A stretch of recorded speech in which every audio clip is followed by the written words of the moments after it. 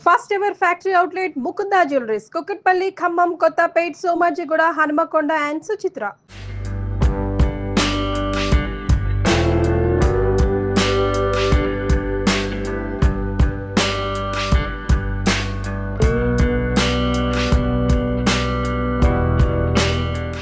నమస్కారం. మనం రోటి పచ్చళ్ళు చేసుకుంటున్నాం.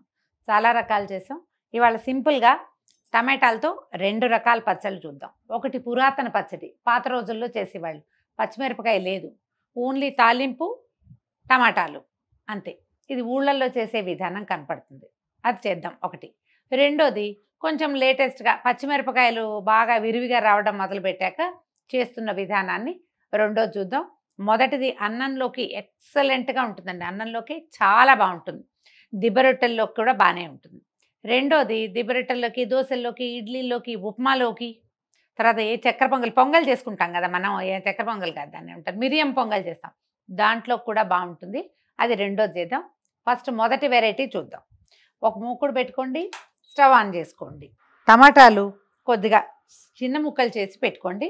ఒక 1/2 డజన్ టమాటాలు వేసాను నేను. దానికి సరిపడా తాలింపు వేసుకుందాం. ముందు 1 స్పూన్ నూనె వేద్దాము తాలింపుకి మాత్రమే.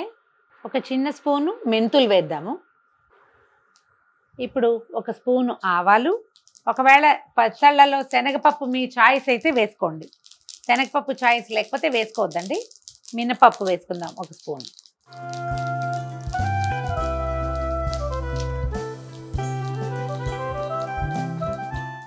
పప్పులు కొంచెం వేగాక 10 నుంచి 12 వరకు మిరపకాయలు వేద్దాము.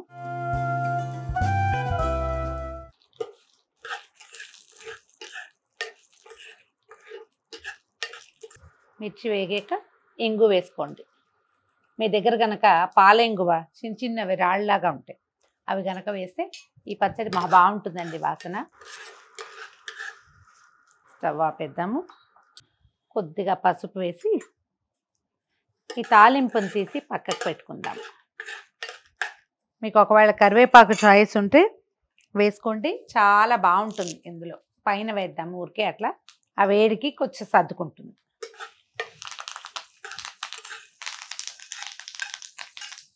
పోపు తీసేద్దాము, వాసన బాగుంది చాలా. మళ్ళీ మూకుడు స్టవ్ మీద పెట్టి ఒక 2 స్పూన్ల నూనె వేయండి చాలు. దీంట్లో కొద్దిగా పసుపు, తర్వాత కట్ చేసి పెట్టుకున్న టమాటాలు. నేను కొంచెం సుమారైన సైజు ముక్కలు తరిగాను, తొందరగా అవుతుందని. సగానికి కట్ చేసిన టమాటాల నిమిషంలో మగ్గిపోతాయండి. రోట్లో టమాటా నూరితే సగం నూరబడి సగం ముక్కగా ఉండి ఎక్కువ రుచిగా ఉంటుంది.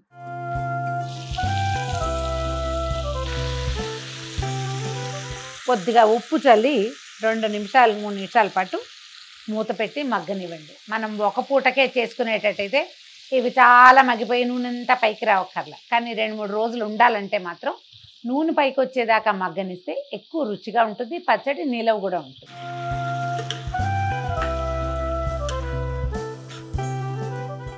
ఈ మూకుడికి సరిపడా మూత పెట్టేద్దాం. టమాటాలు దాదాపుగా మగ్గిపోయినాయి. మీరు మూత పెట్టకుండా కూడా చేసుకోవచ్చు. మీకు వెడల్పాటి ప్యాన్ పెడితే కనుక టమాటాలు చక్కగా పరిచేసేది, దాని నిండా ఉప్పు చల్లేస్తే తొందరగా కూడా అయిపోతుంది. ఆటే నీరు కూడా ఊరదు. మనం మూత పెడితే ఏమవుతుందంటే ఎక్కువ నీరు వస్తుంది, చాలా టైం తీసుకుంటుంది. తొందరగా అవ్వడం కోసం మనం పెట్టుకుంటాం అంతే. చూడండి దగ్గరకు వచ్చేసినాయి. స్టవ్ ఆపేసి ముక్కల్ని కొంచెం చల్లారనిచ్చి ఈ లోపల మనం పోపు గ్రైండ్ చేసేసుకుందాము.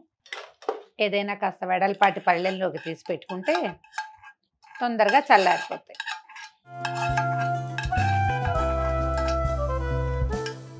తాలింపు మనం తీసి పెట్టుకున్నాం కదా, దాన్నేమో రోట్లోకి వేసేసుకోండి. కొద్దిగా అలా ఉంచుకోండి. కాస్త కరివేపాకుని 4-5 రెమ్మలు కూడా ఉంచుకోవచ్చు. 4-5 ఆకులు వదిలిపెట్టేసి మిగిలింది తొక్కేస్తే బాగుంటుంది, రుచి బాగుంటుంది. ఏరు పక్కన బారేయకుండా పిల్లలు పెద్దలు చక్కగా కరివేపాకుని తినేస్తారు. కొంచెం తాలింపు మాత్రమే ఉంచాను నేను. రోట్లో వేసి దీన్ని నూరేద్దాం.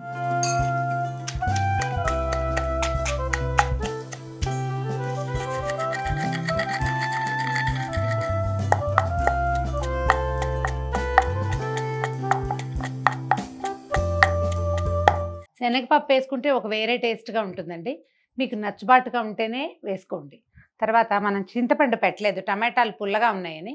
ఒకవేళ టమాటా పులుపు చాలదనుకుంటే చిన్న చింతపండు మీరు అందులోనే పెట్టేస్తే ముక్కలు మగ్గగానే చిన్న పిసరు మనకి ఎంత కావాలో అంత దాంట్లో ఇవి ఉంటాయి, పీచులు అవి తీసేసి గింజలు తీసేసి ఒకసారి కడిగి అందులో పెట్టేస్తే నానిపోతుంది, నూరేసుకోవచ్చు.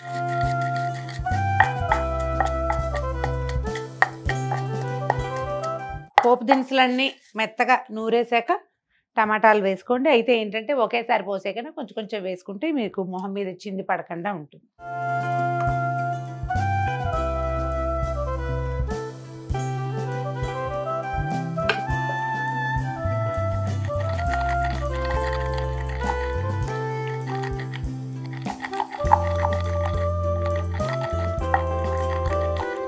ఉప్పు సరిపోయిందో లేదో చూసుకుని ఇప్పుడు సరిపెట్టేసుకోవచ్చు. పచ్చడి మెత్తగా నూరేయండి. ఇంతకంటే మెత్తగా రుబ్బాల్సిన పని అయితే లేదు, ఇలా ఉంటే సరిపోతుంది. ఇప్పుడు ఏం చేద్దాము, దీన్ని తాలింపు పక్కకు పెట్టాం కదా, దాన్ని కొంచెం తీసి పక్కకు పెట్టేసి పచ్చడి తీసేసుకుందాము. చింతపండు కావాలి, పుల్లగా కావాలి అని అనుకుంటే కనుక కొద్దిగా చింతపండు యాడ్ చేసుకుంటే సరిపోతుంది. రోటి పచ్చళ్ళు రుచే కాదండి, బ్రహ్మాండమైన ఎక్సర్సైజ్ కూడా.